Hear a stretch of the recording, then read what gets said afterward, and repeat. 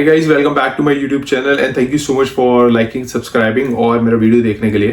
तो गाइस आज मैं ये वीडियो इसलिए बना रहा हूँ क्योंकि मैंने बहुत रिसर्च करी इसके ऊपर और तभी मैं आपके साथ ये शेयर करना चाहता था। 7 पॉइंट्स में मैं ये प्रूफ कर दूंगा कि ये पूरा जो भी प्रोटेस्ट हुआ ये प्रोपेगेंडा था और जितने भी सीजेपी के चाटुकार हैं वो इस वीडियो पे अपना कमेंट डाल सकते हैं, मुझे कोई घंटे का फर्क नहीं पड़ेगा।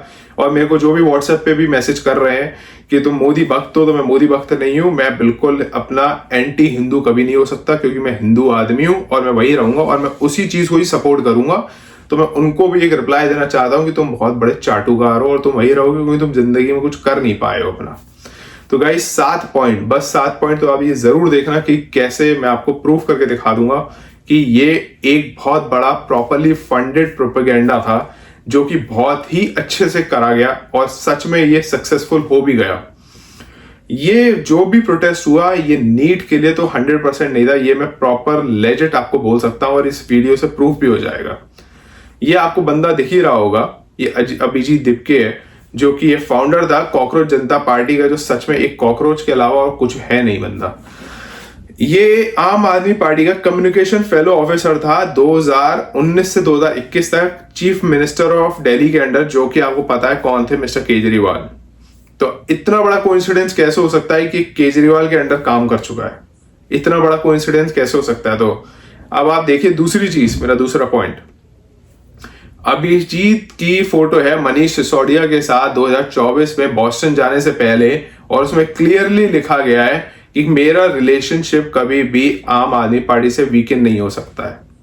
तो आप सोचो कि वो बंदा 2019 से 2024 तक आम आदमी पार्टी से जुड़ा हुआ था 5 साल, तो ऐसा नहीं हो सकता कि वो अभी भी जुड़ा हुआ ना हो, क्योंकि आपने देखा है जैसे ही प्रोटेस्ट हुआ आम आदमी पार्टी सबसे पहले आई थी अपने चाटुकारों को लेकर इस प्रोटेस्ट को सपोर्ट करने और बीजेपी को गिराने के लिए।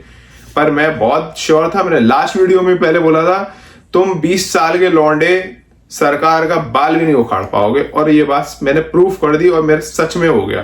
रेजिग्नेशन के अलावा तुम कुछ दिला नहीं पाए और इसके अलावा कुछ नहीं कर पाए। अब आपको देख ही रहे होगे कैसे वो चाटुकार रोड पे पिट रहे हैं और बुरी तरह पीटे जा रहे हैं। किसी के लड़की के घर वालों को घर से निकाल के मारा जा रहा है, कहीं बुलडोजर से लाया जा रहा है, किसी से सॉरी मंगवाया जा रहा है, किसी से पैर छुलवाए जा रहे हैं, और ये बहुत ही ज्यादा अच्छा हो रहा है उन लोगों के साथ। मेरा थर्ड पॉइंट, जो पार्टी पूरा डिस्क्रिमिनेशन के लिए लड़ती रही कि डिस्क्रिमिनेशन नहीं होना चाहिए बच्चों के साथ, सबको फेयरली वैल्यू किया जाना चाहिए, उसने एक भी फीमेल स्पोक्स पर्सन नहीं रखा अपनी पार्टी में, तो ये कितना बड़ा डिस्क्रिमिनेशन होगा। आप ये कुछ सोचो, वो क्यों नहीं रखा गया? क्योंकि सौरभ दास और अभिजीत दिपके का पर्सनल रूट था आम आदमी पार्टी से, जो कि वो मे भी शेयर करना नहीं चाहते हो कि उनको लग रहा हो कि लड़की का अगर स्पोक्स पर्सन हम रखेंगे तो वो कॉम्प्रोमाइज ना हो जाए। फोर्थ पॉइंट, आर्टिकल 370 किस किस को लगता है कि वो सही हुआ या गलत हुआ? मुझे तो लगता है वो सही हुआ। जैसी आर्टिकल 370 हुआ, इन लोगों ने मूवमेंट चला दिया कि कश्मीर को आजाद किया जाए और इवन बीजेपी को आईसिस ऑफ इंडिया भी घोषित कर दिया भाई ने। और ये वो आदमी है जिसके नाम पे हुर्रियत एक्ट लगा हुआ है, जो कि हुर्रियत एक्ट वो होता है जो एंटी हिंदू और प्रोपेगेंडा चलाता है और गंदी स्पीच देता है और भड़काऊ भाषण देता है ऑनलाइन, ताकि लोगों को ब्रेन वॉश करके एंटी हिंदू बनाया जा सके। तो ये वो आदमी है जिसके नाम पे हुर्रियत एक्ट लगा हुआ है।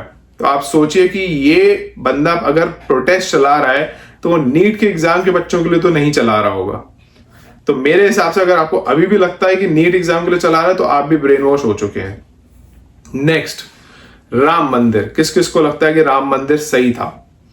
जो भी था अच्छा हुआ, जो भी हुआ नहीं हुआ, जो भी नहीं हुआ, मतलब मैं इस पे कुछ कमेंट नहीं मार सकता, पर मैं भी खुश था, सब लोग खुश थे, सबने लाइव पूरा देखा था जो भी इनॉग्रेशन हुए थे। तो उसमें भी इसने अड़ंगे डाले थे कि बाबरी मस्जिद एक इलीगल एक्ट है, और उमर खालिद के साथ इन्होंने कैंपेन भी चला दिया था कि फ्री उमर खालिद। उमर खालिद वो है जो जिसने फरवरी 2020 में राइट्स किए थे, टेररिज्म, अटेम्प्ट टू मर्डर और डेडली वेपन्स के चार्ज लगे हुए हैं, और इवन उसमें भड़काऊ भाषण दिए और बहुत सारे बच्चों को एंटी हिंदू स्पीच भी देके ब्रेन वॉश किया गया है। तो ये दोनों उसके साथ भी मिले हुए हैं और उमर खालिद ने इस कैंपेन में भी इंडिया टुकड़े करो करके ऐसे वीडियोस डाले हैं ऑनलाइन पूरे। मैं आपको वो भी दिखा सकता हूं, अगर आप बोले मैं आपको भेज दूंगा। मेरा नेक्स्ट पॉइंट है ऑपरेशन सिंदूर।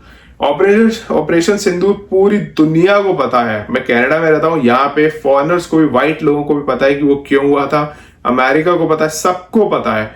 तब भी इस बंदे ने कैंपेन चलाया कि ऑपरेशन सिंदूर क्यों हो रहा है, और इसमें भी बीजेपी को गलत ठहराया कि उन्होंने ही कुछ करा है, और वो अभी भी एंटी हिंदू करके हमें ब्रेन वॉश कर रहे हैं, ये हिंदू कैंपेन चला रहे हैं, ऐसे करके इन्होंने तब भी अड़ंगे डाले थे। अगर आप एक बात बताओ, अगर आप एज अ इंडियन नेशनल, मैं ये नहीं बोल रहा कि हिंदू या मुस्लिम, आप एज अ इंडियन नेशनल, अगर आपकी नेशनैलिटी इंडिया है, अगर आप इंडियन पासपोर्ट होल्ड करते हैं और आपकी कंट्री में टेररिज्म एक्ट हुआ है, कुछ भी हुआ है, तो अगर गवर्नमेंट ने ऑपरेशन सिंदूर किया तो वो सही किया या नहीं किया। मैं कुछ भी नहीं पूछ रहा कि आप मुस्लिम है हिंदू, बस ये बताया अगर आप इंडियन है तो। जब से नई सरकार आई है, हमारा प्राइम रूल है ये, तुम हमारे घर में घुस के मारोगे, हम तुम्हारे घर में घुस के मारेंगे। सिंपल रूल है, पहले की तरह नहीं है कि तुम हमें मार लो और हम फिर तुमसे नेगोशिएशन करेंगे। और आप मानो या ना मानो, 2014 से पहले बहुत सारे बॉम्ब ब्लास्ट होते थे, बहुत कुछ होता था, किडनैपिंग, मर्डर, बॉम्ब ब्लास्ट, बहुत कुछ होता था। पर वो 2014 के बाद बहुत ज्यादा कम हो गया है, ऑलमोस्ट 70 to 80% ड्रॉप हुआ है। आप ये बात मानेंगे या नहीं मानेंगे मुझे नहीं पता, बट मैं बहुत हाईली एग्री करता हूँ। और इवन यहाँ पे भी लोग मुझसे बोलते हैं कि अब इंडिया बहुत ज्यादा सेफ है as compare to other countries. मेरा नेक्स्ट पॉइंट है अरशद धुन्ना के ऊपर। अगर आप, मैं अभी आपको ये वीडियो दिखाता हूँ। मेरी बेटी एमबीबीएस सेकंड ईयर में है। ये प्रोटेस्ट में नीट के मैं आया हूँ ये बच्चों के लिए, क्योंकि मैंने वो पेन देखा हूँ। आपने ये वीडियो देखा ही होगा, ये जो मसीहा बन रहा है बच्चों का, ये अरशद धुन्ना है, जो खुद एक बार दिल्ली के एक गैंग के साथ पकड़ा गया था, जिसमें पुलिस ने बस किया था। और ये पता है क्या करता था, ये पेपर लीक नहीं करवाता था, पर चीटिंग करवाता था, हैक करवा के। बहुत बड़ा एग्जाम हो रहा था जीमैट का, उसमें अपने भाई सलमान धुन्ना के साथ ये लीक करवा रहे थे। भाई साहब, जो मसीहा बन रहे हैं बच्चों के, वो खुद ही पेपर में हैक करवा के चीटिंग करवा रहे। तो कितने बच्चों की जिंदगी इसने बर्बाद कर दी है। सलमान धुन्ना, राज तेवतिया और अरशद धुन्ना, ये तीनों मिले हुए। तो अब आप सोचो, जिसकी पार्टी में एक से एक क्रिमिनल हो, तो वो कैसे कर सकते हैं एक नीट पेपर लीक पे बच्चों के कॉम्पेंसेशन की बात। जैसी रेजिग्नेशन आया, ये सब पार्टी करने चलेगा, इनको कोई घंटे का फर्क नहीं पड़ा कि बच्चों को कॉम्पेंसेशन आया है या नहीं, उन बच्चों का या उनके माँ बाप का इंटरव्यू हुआ हो, इन्हें कुछ फर्क नहीं पड़ा। अगर आपने देखा ही हो, जो भी सीजेपी के चाटुकार हैं वो अभी भी मुझे मैसेज करते हैं कि तुम ये बहुत गलत कर रहे हो, तुम ये वहां जाके वो हो गए हो। तो मैं अभी भी बोलना चाहता हूँ, तुम बहुत बड़े जिहादी हो गए हो अगर तुम इन जैसे लोगों को फॉलो कर रहे हो। तो गाइस, प्लीज अपने बच्चों का ख्याल रखिए, उन्हें एक अच्छी सीख दी, उन्हें गलत और सही में फर्क समझाइए, क्योंकि आज की जनरेशन को बहुत ज्यादा वायलेंस और हैरेसमेंट, ये सब चीजें बहुत ज्यादा पसंद आती हैं। किसी को गाली दे के, किसी के बारे में गंदा बोल के कुछ फर्क नहीं पड़ेगा। और मैं इस चीज पे बहुत ज्यादा एग्री करने लगा हूं, एक औरत ही औरत की दुश्मन बन चुकी है।